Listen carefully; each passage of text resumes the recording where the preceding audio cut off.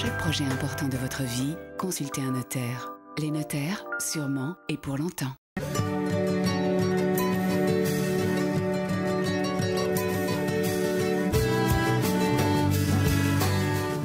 Je vous présente le menhir de la Roche-Piquet sur le lieu-dit La Baudouinée, sur la commune de Livray-sur-Changeon, là où je vous emmène en balade avec Lisa aujourd'hui. Et je vais vous retrouver avec Marie-Danielle Bouvet, elle est enseignante. Elle en connaît un rayon sur l'histoire et le passé de cette commune de Livray. On va la retrouver à l'intérieur de l'église Notre-Dame, découverte d'abord de ce petit joyau de la commune. Mais avec les images de Lisa, vous allez voir qu'il y a autre chose de très beau, de très joli à découvrir à Livray.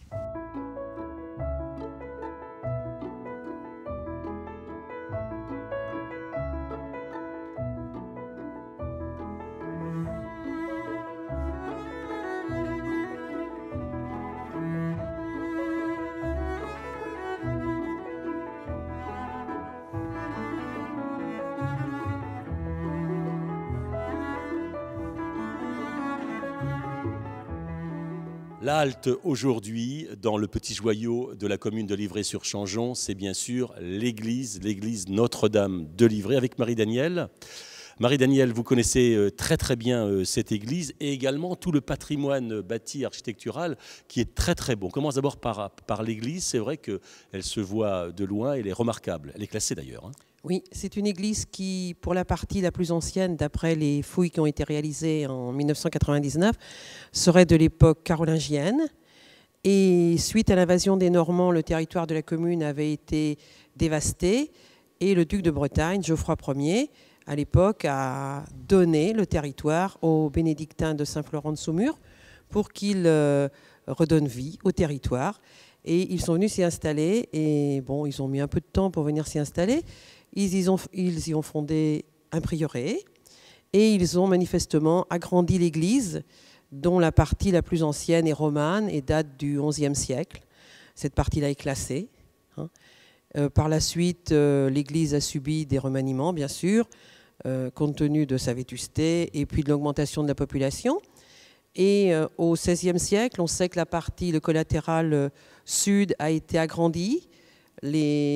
Des marques d'architecture témoignent encore de ce passé et des inscriptions dans l'église également. On a des inscriptions qui datent du XVIe siècle. Et enfin, au XIXe siècle, c'est le collatéral nord qui a été ajouté, en partie néo-gothique, pour rappeler la partie qui avait été aménagée antérieurement. Une très très belle église donc oui. qu'on peut visiter même si elle est fermée, j'imagine, hein. Elle est le plus souvent possible ouverte au public.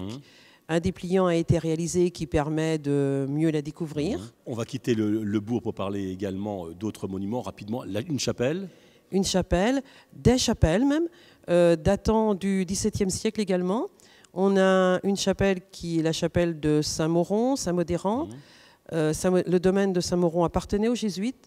Les jésuites, avec les revenus qu'ils avaient sur Livray, entretenaient le collège qu'ils avaient à Rennes.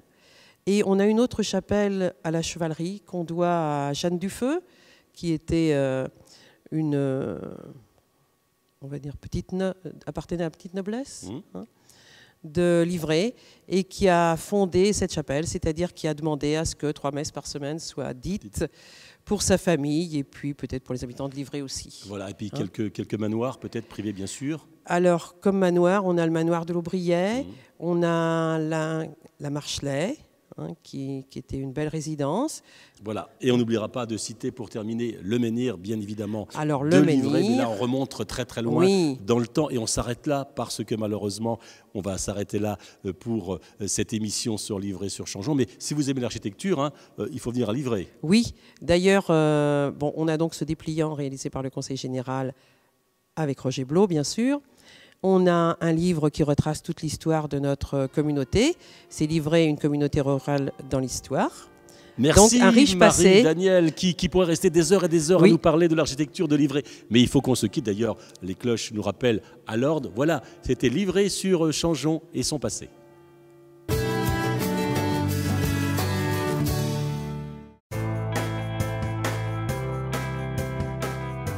Pour Pour chaque projet important de votre vie, consultez un notaire. Les notaires, sûrement et pour longtemps.